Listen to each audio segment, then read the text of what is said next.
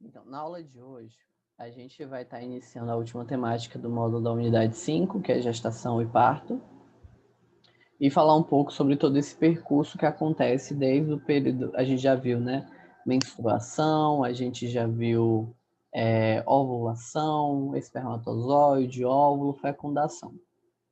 Depois, a gente vem com a parte de gestação.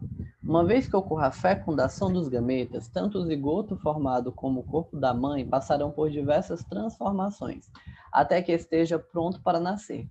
O bebê tem seu desenvolvimento garantido por estruturas geradas pelo organismo da mãe, pelo embrião e por ambos. Depois de cerca de 9 meses de gestação, a mãe entra em trabalho de parto e o bebê nasce.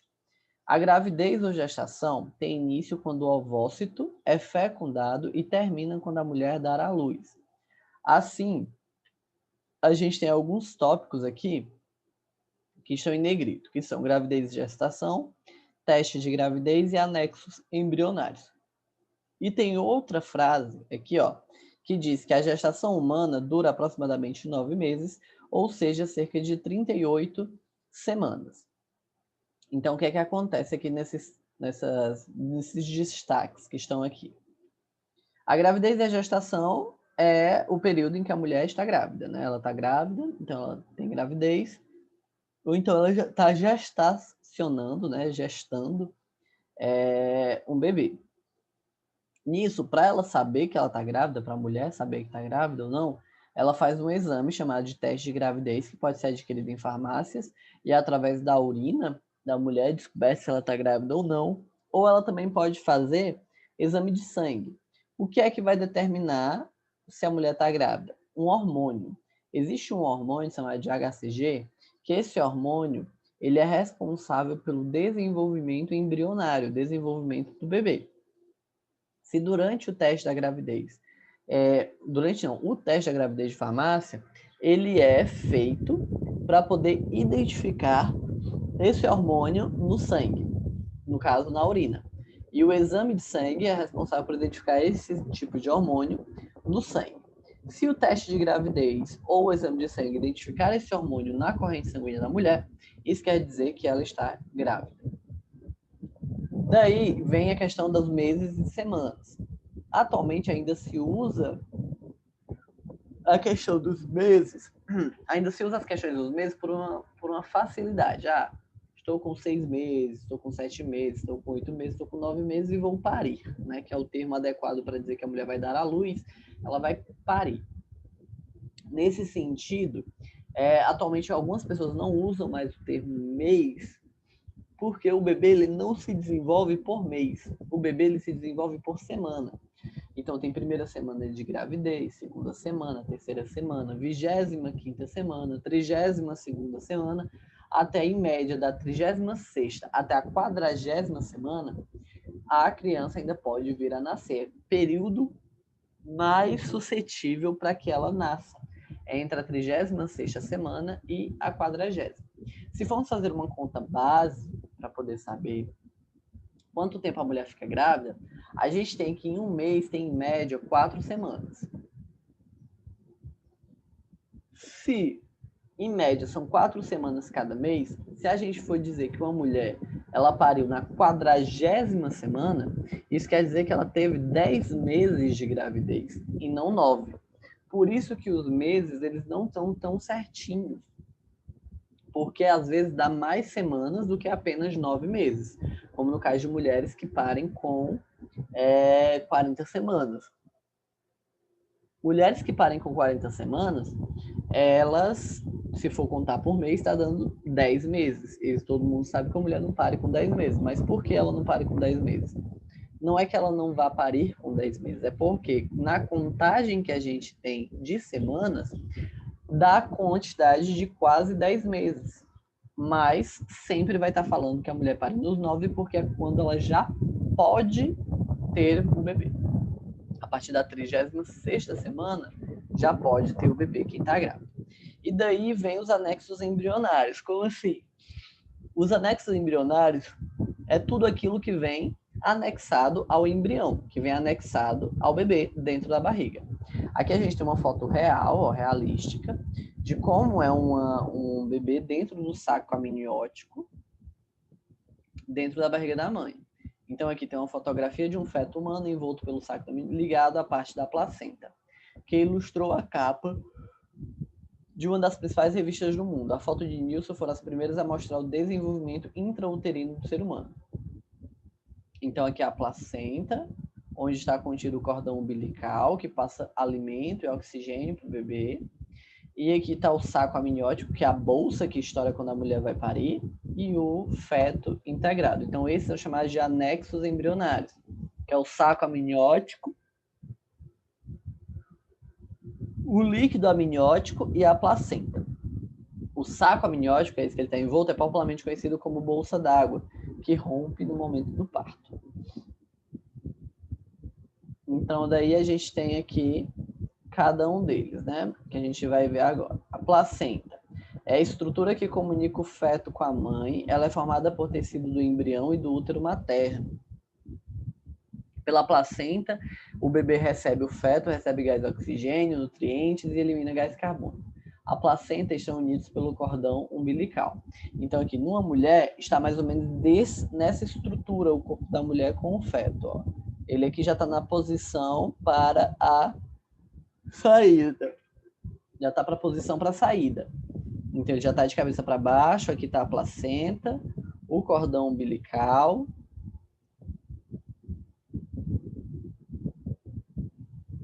A placenta, o cordão umbilical, ó, e o feto. O saco amniótico, que fica ao redor. E o útero, que é a camada mais grossa.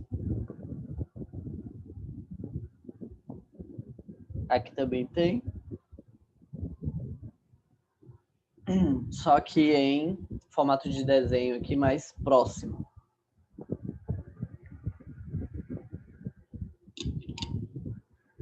E a explicação sanguínea. Tudo que é azul é veia, tudo que é vermelho é artéria. No vermelho vai oxigênio, no azul vem gás carbônico. Mudanças no organismo. Durante a gestação, o organismo da mulher passa por diversas mudanças. O útero chega a aumentar 10 vezes e vai de 45 gramas até 1 quilo. As mamas aumentam de volume. A gestante pode ter azia, vômitos, náuseas, que são frequentes até o 3º mês de gravidez. Pode ocorrer variação na pressão arterial. A frequência de vezes que vai ao banheiro urinar aumenta em razão ao bebê estar apertando a bexiga dela. Outros cuidados importantes. Pré-natal. O que é chamado pré-natal tem o nome de natal porque quando a gente fala de natalidade. Natalidade é o ato de nascer. Então, se você está dentro da taxa de natalidade, é o mês da taxa de nascidos. Taxa de natalidade é o mês da taxa de nascidos. Pré-natal, antes de nascer. Então, durante o pré-natal, ela toma medicamento, as mulheres grávidas tomam medicamento, suplemento vitamínico, substâncias para melhorar a qualidade de vida dela e do bebê, e diminui, caso use, remédios que ela possa estar tomando, ou então se ela faz uso de álcool, ou de algum tipo de cigarro, de droga, ela tem que parar por conta do pré-natal. Outra coisa que é importante falar é sobre gravidez na adolescência. Por quê? Entra esse conteúdo na série de vocês por uma questão de vocês estarem na idade de namorar e tudo mais, então o perigo da gravidez na adolescência e dos cuidados que vocês têm que ter em relação a isso. Quando vocês forem ter a primeira relação sexual. Por quê? Porque o índice de gravidez na adolescência no Brasil, ele é um pouco alto. Então tem que ter cuidado em relação a essas coisas, porque um filho não é um boneco. Um filho, ele vai acompanhar você pelo resto da vida. E às vezes, por mais que queira engravidar uma mulher, ela primeiro, ou então um homem queira ser pai ou uma mulher queira ser mãe, A vontade de ser pais não deve ser maior do que a vontade de ter um futuro estabilizado. Então, imagina um adolescente acabar engravidando uma adolescente e o menino também, porque foi culpa dos dois nesse sentido, que não tiveram cuidado. Então, acabam engravidando, vão sustentar uma criança como? Vão começar a trabalhar para sustentar uma criança, vão ter que pedir dinheiro para alguém para sustentar uma criança. Uma criança tem muito gasto, é fralda, é comida, é outra boca para alimentar, pode adoecer, tem remédio. É muito mais fácil de adoecer, para falar a verdade, então é muito mais remédio. Os remédios pediátricos, que são os remédios para crianças, eles não são tão baratos. Então, são muitas questões que envolvem a gravidez na adolescência que devem ser pensadas por quem vai ter relação sexual desprotegida. Uma pessoa que quer engravidar, que quer ter filhos, que ela se estabilize primeiro, que ela se organize primeiro a pensar que há a vontade, há a necessidade e há o cabimento de entrar um filho na vida dela ou dele naquele momento. Porém, na adolescência já se entende que é um momento de estudos. Então, gravidez na adolescência é algo que está sendo cada vez mais conversado para que diminua as taxas e os índices de jovens grávidas com menos de 16 anos. Daí, depois que a gente tem toda essa parte de anexos embrionários, útero e tudo mais, a gente vem para a parte final, que é o do parto. Normalmente, o nascimento do bebê ou o parto ocorre após 9 meses de gestação. Porém, diversos fatores podem ocasionar um parto antes desse período, recebendo o nome de parto prematuro. O momento do parto pode ser anunciado e percebido pela gestante de várias maneiras. Algumas delas são cólicas, que são dores do parto, contraindo o útero para poder eliminar o bebê.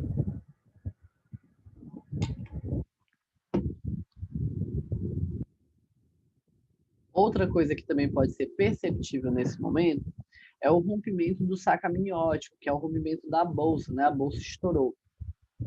No parto normal, pode-se distinguir 3 fases: a da dilatação, a da saída do bebê e da expulsão da placenta. A dilatação do colo do útero permite a passagem do bebê. Então, aqui, ó, tem as fases do parto normal. Primeiro, a dilatação do colo do útero. Ó, o canal aqui, ó, ele vai abrir para poder passar a cabeça do bebê. Depois tem a saída do bebê, quando já coroa, que chama que o bebê está saindo, tá aparecendo a parte da cabeça até que ele sai.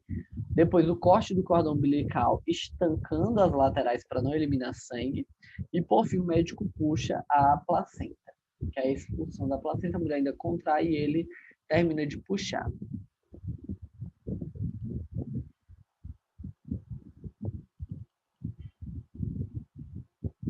No caso de parto cesárea, já tem outra mudança, porque o parto cesárea é através do corte, né, da incisão do abdômen da mulher para poder acontecer a retirada do bebê. Essa incisão, esse corte, tem aproximadamente 15 centímetros de comprimento e ele passa por cerca de 8 camadas de tecido. Como assim, professor? A gente tem epiderme, músculo, pleura externa, pleura interna, a gente tem tecido adiposo, a gente tem tecido nervoso, a gente tem tecido glandular. Então, a gente tem vários tecidos que eles vão passando até chegar no útero, né, que é a oitava placenta, a oitava camada. E aí, até chegar no útero, estourar a placenta e retirar o bebê lá de dentro. O cesárea é muito mais incisivo, ele é muito mais interno, e o normal é mais natural, né? Como o próprio nome fala, parto normal, que é o natural. Mas aí a gente tem também o chamado parto humanizado, que aí o parto humanizado é uma nova técnica que é usada ultimamente, que em vez de profissionais como médicos e enfermeiros, também há o acréscimo das doulas, que é uma pessoa que assiste a gestante, tratando do emocional e do físico dela, acompanhando toda a gestação, o parto e o puerpério, que é o período pós-parto. E elas não executam procedimento médico, elas não são médicas, não são enfermeiras, elas são como se fossem acompanhantes, chamadas de doulas. Daí a gente também tem outra parte que acontece, que é a episiotomia, que é nos partos normais. Às vezes, que acontece também com meninos na adolescência, que engravidam na adolescência, elas não terem o canal vaginal desenvolvido para a passagem do bebê, né? Porque precisa dilatar. Às vezes, adolescentes que engravidaram, elas precisam fazer esse processo chamado de episiotomia, que é o corte da entrada do períneo, né? Que a gente tem ali a vagina, a gente tem o canal vaginal por dentro e tem uma pele até chegar no ânus. Aquele espaço entre a vagina e o ânus, também presente nos homens, entre o saco escrotal e o ânus, é chamado de períneo. E aí, quando o médico percebe que o bebê ele não vai ter passagem, né, no canal vaginal da mulher, ele pergunta se pode e faz um corte que vai do canal da vagina até o períneo. E esse corte é chamado de episiotomia, que aumenta o espaço do canal vaginal para a passagem do bebê, senão ele morre. Daí encerramos o conteúdo. Vocês têm as atividades, né? Eu já coloquei lá no sala de aula, já estão todas lá. Me disseram que saiu hoje uma atividade que não foi referente a esse módulo. Eu vou olhar o que foi que aconteceu de errado para ter saído dessa atividade e vou tirar ela do ar, porque a gente ainda não foi para o módulo 6. A gente ainda está no módulo 5. Vejam quem ainda não fez a atividade, eu vou deixar ainda aberta essa semana. E quinta-feira a gente tem aula de novo e eu começo a unidade 6. A gente encerra as atividades da unidade 5 e a partir de quinta vocês têm a unidade 6. Alguma pergunta sobre esse assunto? Nossa aula eu defini que hoje seria mais rápida, agora, até por ser à tarde. De manhã eu estava lá na escola, por isso que não deu para a gente fazer a chamada, eu precisei ir lá fazer a live dos alunos do nono ao ensino médio, mas eu queria que essa aula, por ser à tarde, fosse menos cansativa e fosse um pouco menor. Mas vocês têm alguma pergunta sobre esse assunto, alguma dúvida, algo a comentar? Não, sem dúvidas. Ok, então a gente vai fazer a atividade, olha lá na sala de aula, eu vou tirar essa atividade que diz que apareceu a mais, vou dar uma olhada no que aconteceu.